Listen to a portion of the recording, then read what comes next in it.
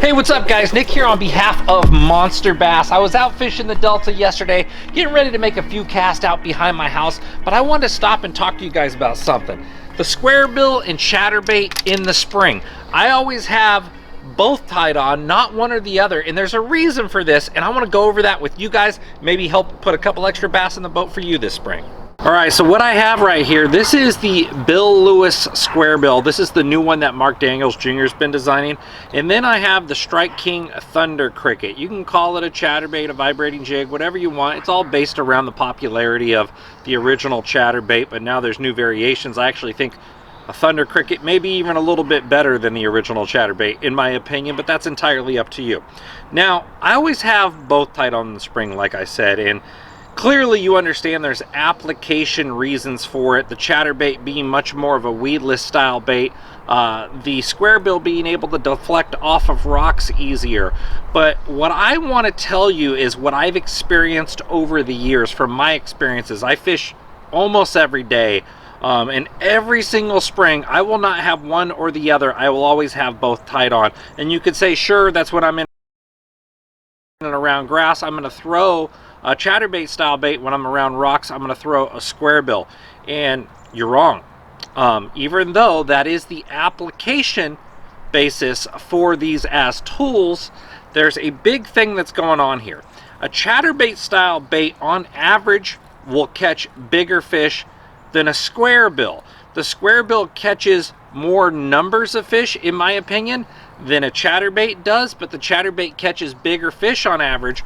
But then there's this one rarity. I say if you go out in the spring and you catch 10 bass, one of the bass that eats that dang Squarebill will be bigger than all of the bass that bit the chatterbait. I don't know why this is. I've got more double digits and 8+ pounders on a Squarebill than I do a chatterbait, but I got way more 4 to 7 pounders on a chatterbait than I do the Squarebill. So I can't quite figure out why that is. And even if you're fishing the outside of weed lines, you don't have to deflect with a Squarebill.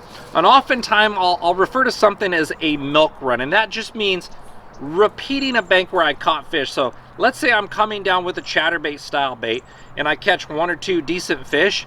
I may pass, I may turn around and come right back down that same bank with a Squarebill and catch additional fish. My belief is that these get different bites. Different fish bite this and different fish bite this. There may be a day where the fish are all super active and they're going to trigger. Every fish down that bank's going to trigger on either or of them. But in my experiences, they catch different fish, and they both catch fish in similar areas. Shallow, dingy water. They both vibrate a ton. They're going to get a lot of bites if you can't see any deeper than 3 feet. Both of them are a great bait choice. Of course, deflecting off a rock, a Squarebill is going to be better. Of course, coming through grass, the Thunder Cricket right here is going to be better. Another reason I go about the 2 of them on my deck is in the spring it gets very windy. I don't care where you live. I'm in Northern California. It goes, sometimes it's calm in the morning, windy in the afternoon. I honestly believe if it's slick out, you could still occasionally get a bite on a Squarebill. And the Squarebill, I think, is better at forcing fish to instinctually react and slap it out of their face, more so than a chatterbait, unless the water is very muddy.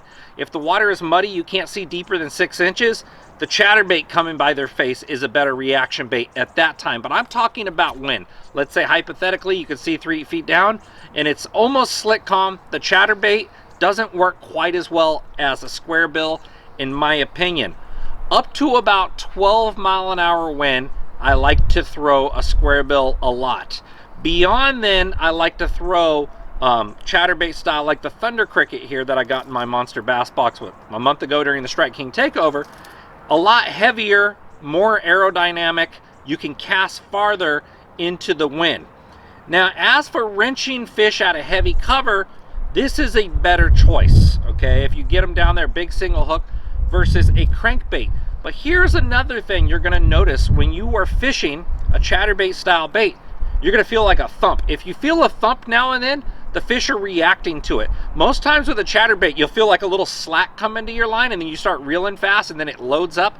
That's how they eat the chatterbait. But if you feel them thunk the chatterbait and not getting connected with it, That's a reaction, and that's where you should throw something with treble hooks. And vice versa, if they're eating the squarebill head first, you may want to go down on that bank again and try it with a chatterbait because they are aggressive, and you'll have better hookup to land ratio with a big single stout hook.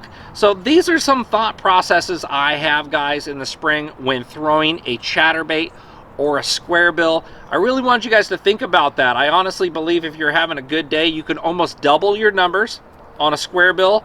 But I think on average, you're gonna have a heavier bag. Let's say you go out and you only get 5 bites in a tournament. I would much rather get 5 bites on a chatterbait than I would the squarebill.